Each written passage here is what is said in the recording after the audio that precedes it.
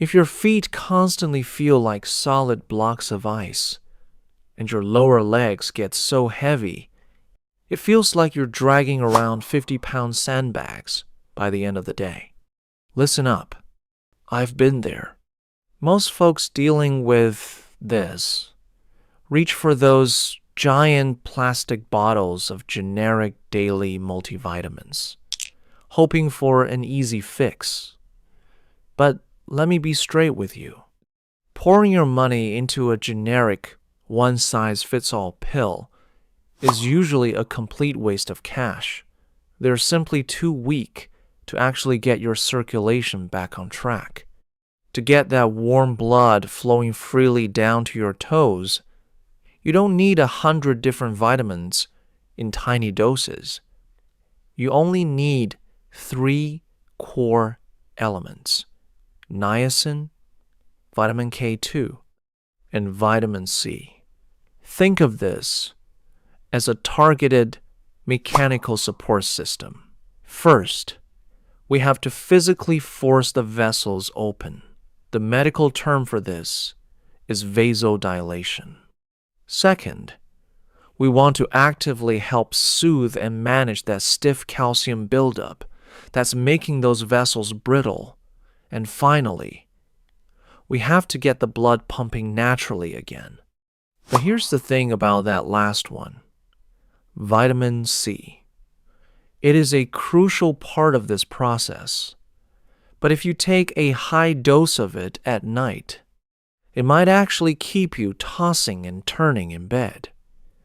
I'll show you the exact time of day you should take it in just a few minutes, along with the specific doses you need for all 3. Let's start with core element number 1, niacin, also known as vitamin B3. When your circulation is shot, your blood vessels are essentially acting like narrow, clogged up dirt roads. Your blood is thick, it's heavy, and it struggles to push through, which is exactly why your feet always feel like ice.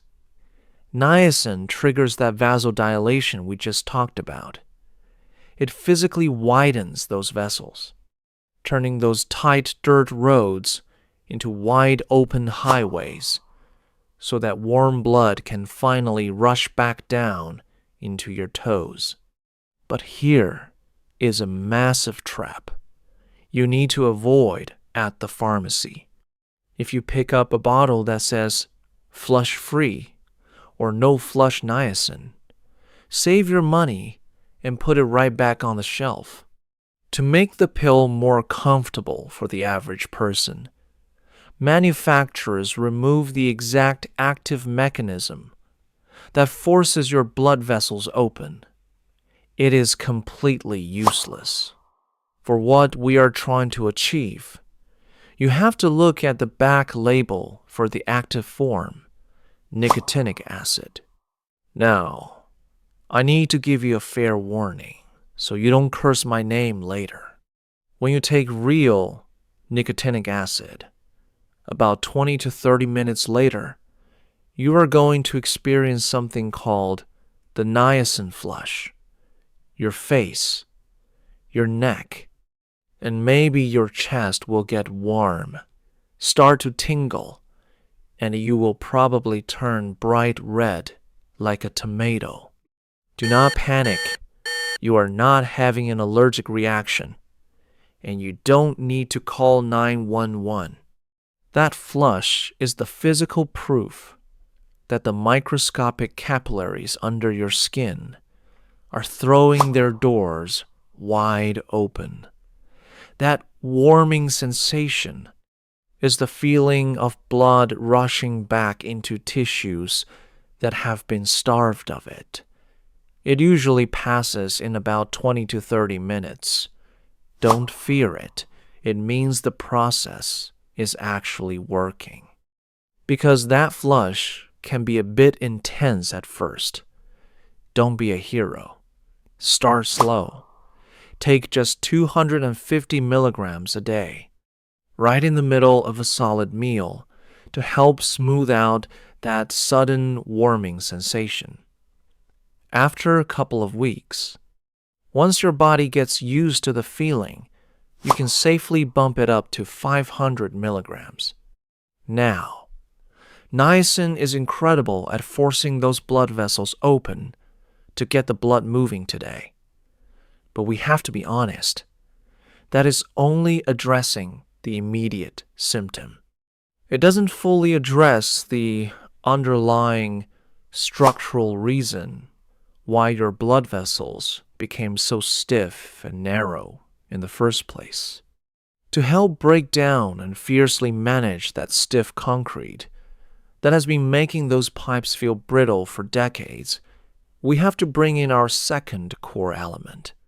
The root cause of this poor circulation isn't just that your vessels are narrow, it's that they've become incredibly stiff. As we get older, calcium tends to get lost in the body. Instead of going into your bones where it's needed, it starts settling into the lining of your arteries.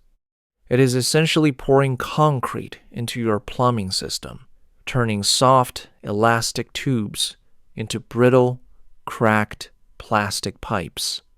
To powerfully support your body against that structural damage, you need our second core element, vitamin K2. Think of K2 as a biological traffic cop. Its entire job is to patrol your bloodstream, find that misplaced calcium that's calcifying your arteries, help draw it away from the vessel walls, and encourage it back into your bones and teeth where it actually belongs by clearing out that stiff concrete. K2 allows your blood vessels to become soft, flexible, and responsive again. But you have to read the label extremely carefully here. Do not buy vitamin K1. K1 helps your blood clot, which is the exact opposite of what we want when we're trying to improve flow. And let me be crystal clear on this. If you are on prescription blood thinners, you must talk to your doctor before touching any form of vitamin K, period. Don't skip that step.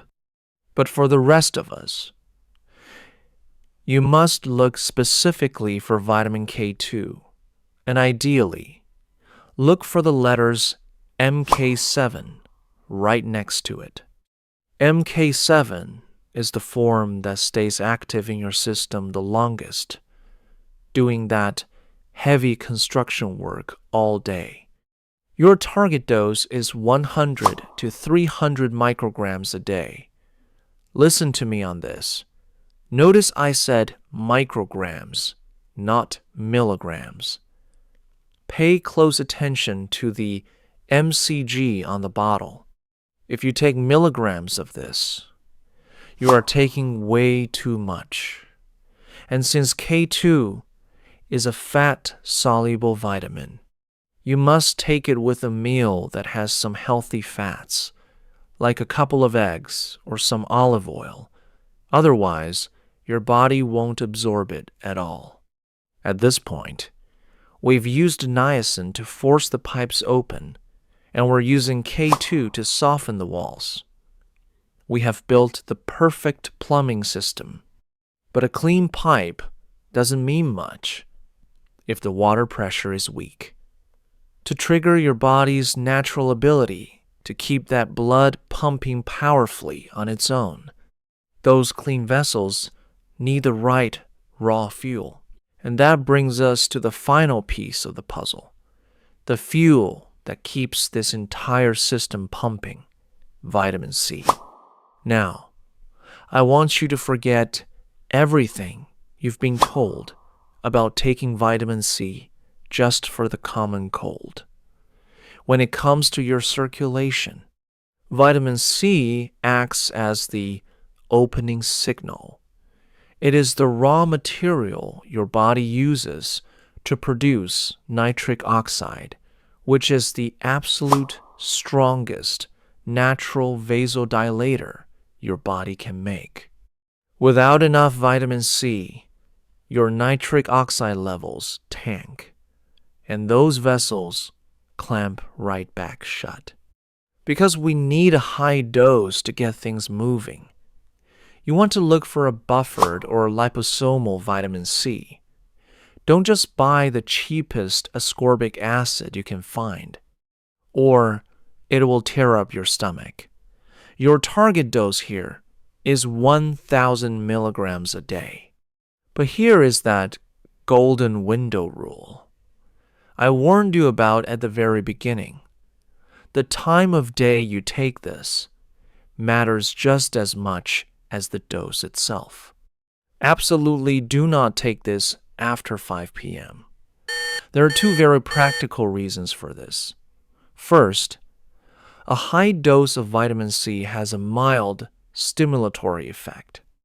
If you take it with dinner, you are going to be staring at the ceiling at 2 a.m., tossing and turning. Second, think about gravity. Your legs do not need maximum blood flow when you are lying flat in bed asleep. They need that strong nitric oxide pump during the day. When you are standing, walking, working, and fighting gravity. So, take your vitamin C in the morning with breakfast, or at the latest with your lunch. So, you have the niacin to force the vessels open, the K2 to help manage and soften the stiff calcium, and the vitamin C taken during the day to keep the nitric oxide pumping. You know exactly what to do, but the real question is, how long is it going to take before those 50-pound sandbags actually come off your legs? Let's look at the timeline you can expect. Before we lay out exactly what to expect, I need to give you one last piece of responsible advice. We already talked about blood thinners and vitamin K2, but if you have a history of liver issues, you must clear the niacin protocol with your doctor first. Always play it safe. If you are cleared and ready to go, here is the realistic timeline of how this mechanical support plan is going to work. Days 1 to 7, you are going to experience that niacin flush. Your face and neck will get warm and red, but more importantly, pay close attention to your feet. You're going to start feeling a warm, slight tingling sensation returning to your toes. That is the feeling of the roads finally opening up. Weeks 2 to 6. This is when you'll notice a massive shift at the end of the day. You won't feel like you are dragging around those 50-pound sandbags anymore. That heavy, tight, aching pressure in your calves will start to lift, and you'll find yourself having more energy in the evening. By the 3-month mark, this is the finish line. By month 3, vitamin K2 has had time to actively help manage that stiff calcium buildup. Your blood vessels will be highly supported in maintaining their natural, youthful flexibility. This is when you finally reclaim your mobility, your comfort, and your good night's sleep without cold feet waking you up. I want you to commit to this 90-day mechanical support protocol. Give your body the exact tools it needs to support and rejuvenate the plumbing, and it will do the rest. If this no-nonsense approach to your health makes sense to you, hit the like button and subscribe to the channel. We are all about fighting back against these aging issues naturally, targeting the root cause to support your body without the BS. Take care of your legs, and I'll see you in the next one.